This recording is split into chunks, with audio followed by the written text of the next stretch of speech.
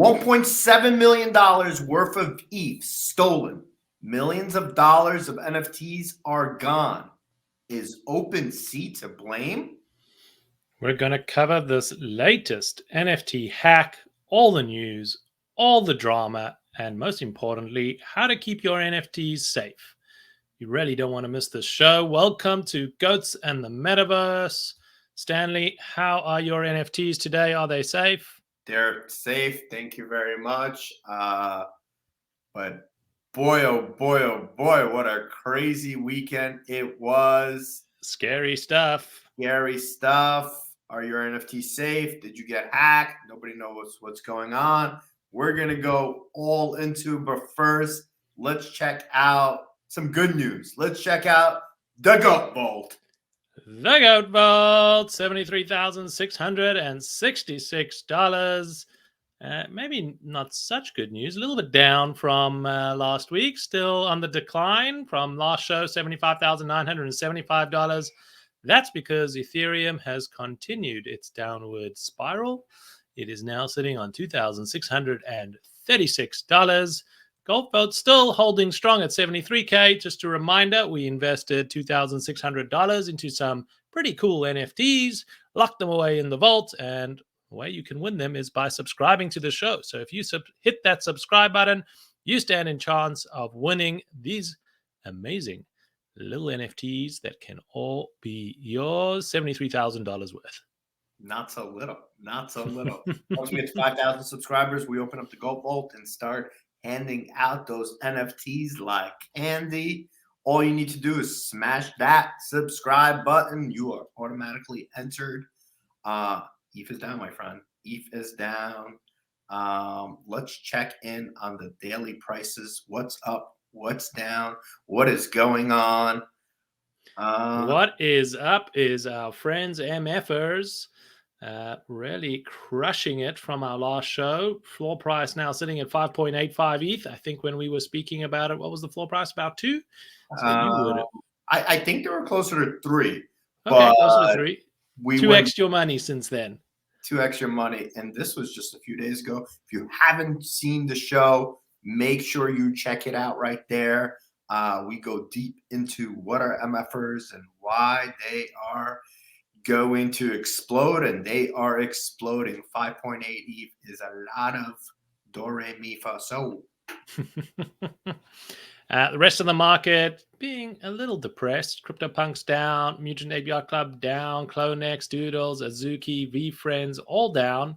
We're seeing some upward movement from World of Woman, Cool Cats, and Gutter Cat Gang, and Bored Ape Yacht Club holding strong at a 93.7 ETH floor. So a little bit of a mixed bag in the last 24 hours. Could be as a result of the OpenSea news, the Ethereum price, or just general sentiment now starting to change to a little bit more bearish. Let's get into it. What happened? What was the commotion? Why was my phone blowing up on Saturday night? What was going on, Yas? Well, there was rumors of a big OpenSea hack and exploit, and the biggest drama was that no one really knew why, how, when, or what was happening. There were people screaming that there was a major vulnerability in OpenSea's code that they're using to migrate listings onto their new platform. And the fear was that anyone who had used this migration script to manually migrate their NFTs were vulnerable and that their NFTs could be stolen. No one knew if those rumors were true or not, but what they did know is that some hacker had managed to steal $1.7 million worth of ETH. 17 people got hacked.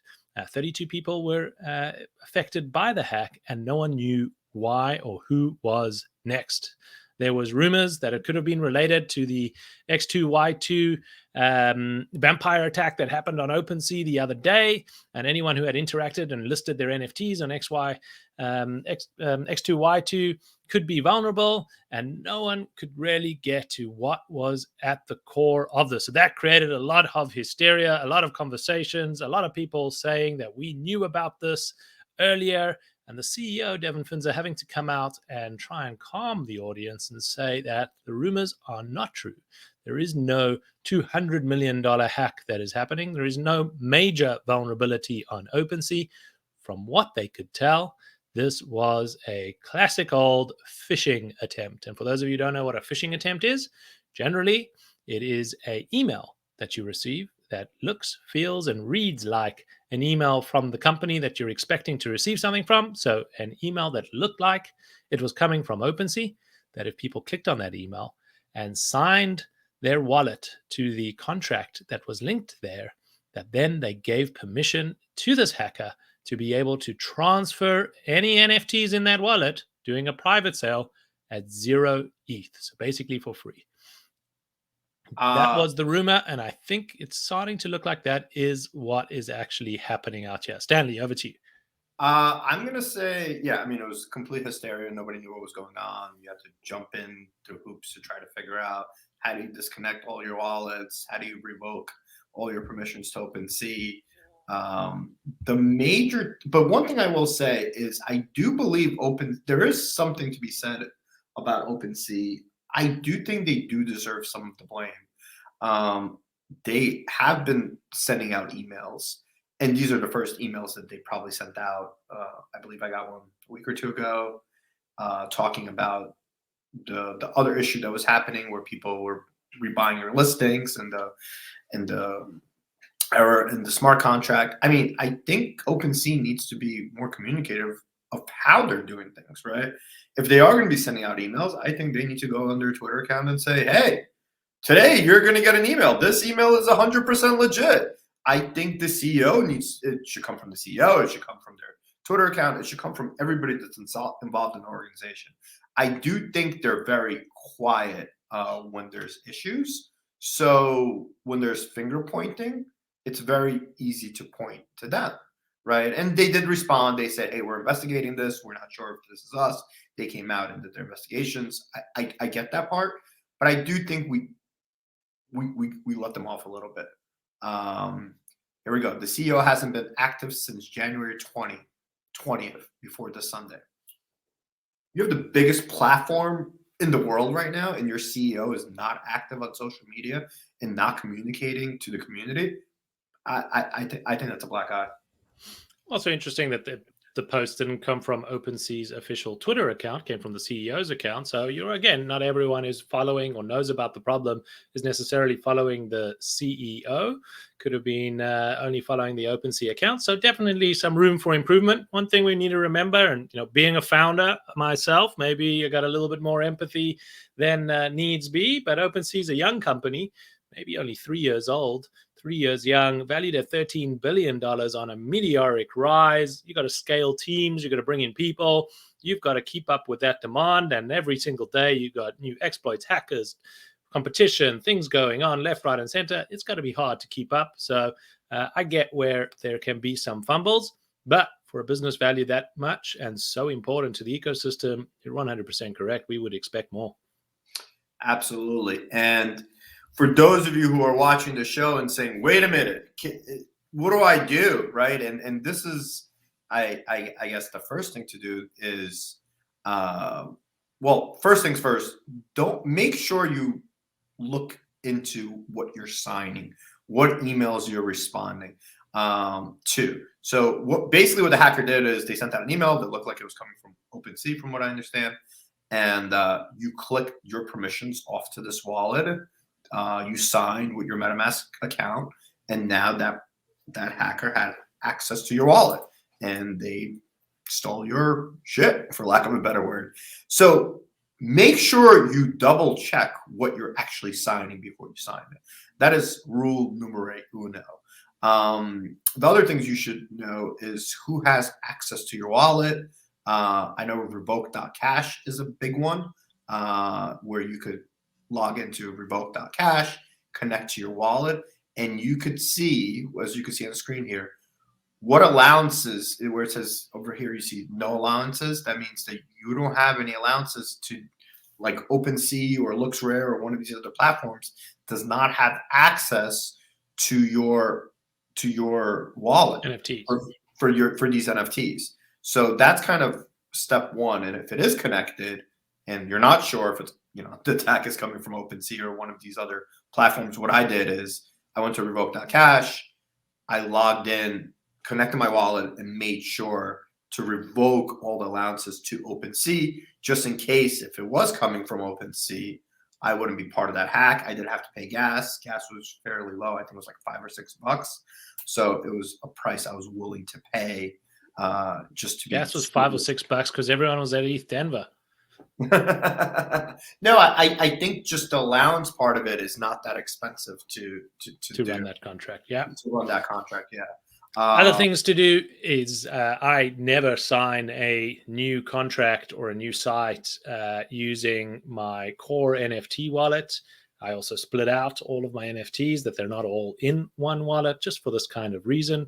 And every time I'm interacting with a new site and a new contract and a new signature, I create a new wallet just to be extra safe, so there's nothing in there if something bad does happen. So in MetaMask, very easy to set up a new wallet and a new account. So you can do that very simply before you go and sign any transaction. It does make it harder to reconcile everything that you have, but safety first in this early stages of NFT land, where there's a little bit of a Wild West. Rumor has it, though, to your point, Stanley, on OpenSea and their culpability in this equation, is that this bug in the transfer contract was known in January 21st. On January 21st, we had in progress someone on Twitter, Decal Magic, who actually tweeted out that if you've ever used OpenSea, your funds and NFTs are not safe. There is a bug in the Wyvern token transfer proxy, which is smart code language approval that allows anyone to transfer NFTs to other wallets. If anyone has experience with OpenSea contracts, shoot me a DM to report this safely. So that was on the 21st of January. The exploit happened on the February the 20th, so almost a month later, and in essence used the same tactic where if you signed this contract, you gave permission to anyone to be able to transfer NFTs to any other wallet at 0 ETH. Let's talk about the positivity of it, okay? One, the community rallies together very, very quickly and tries to figure out what is the problem. How do we try to solve the problem? Look, it's a shitty situation for the people that lost, millions of dollars of NFTs. But the community is there trying to help and figure out and solve the situation. So, the kind of dangerous part about playing in this world is there's no help desk. There's no who can I call, because it's not regulated. But the community is here to guide you through that process, and people are willing to, jump on a call and Zoom on a Twitter Spaces, whatever it is, and try to walk you through how do we make sure this doesn't happen again. Here are the things you need to do. And one thing we haven't talked about in the show, which we will talk about on future shows, is make sure you get a hardware wallet. That is probably the first step you should do if you are active in the space. Make sure you have a hardware wallet, which gives you an extra layer of security.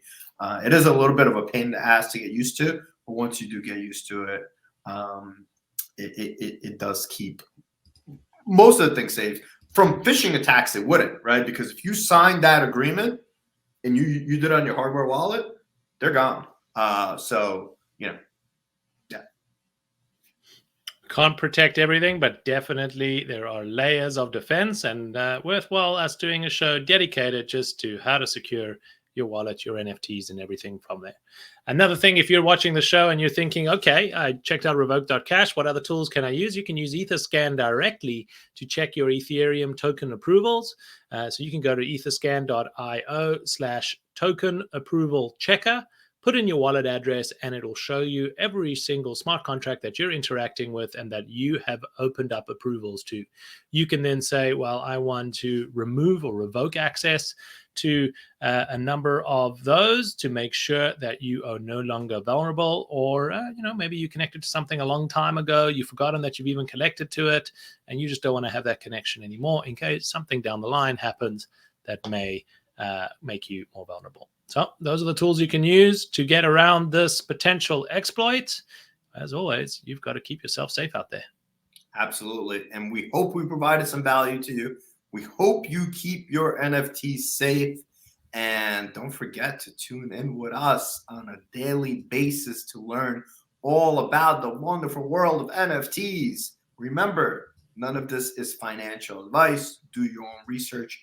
We're just here to walk you through the experience, navigate through the wonderful world of NFTs. Hopefully, you make some money along the way. But most importantly, the most important thing is hope you have a little bit of fun. I had fun today. Tomorrow, we'll talk about something a little bit more exciting and positive, and we'll see you guys then. Be safe out there.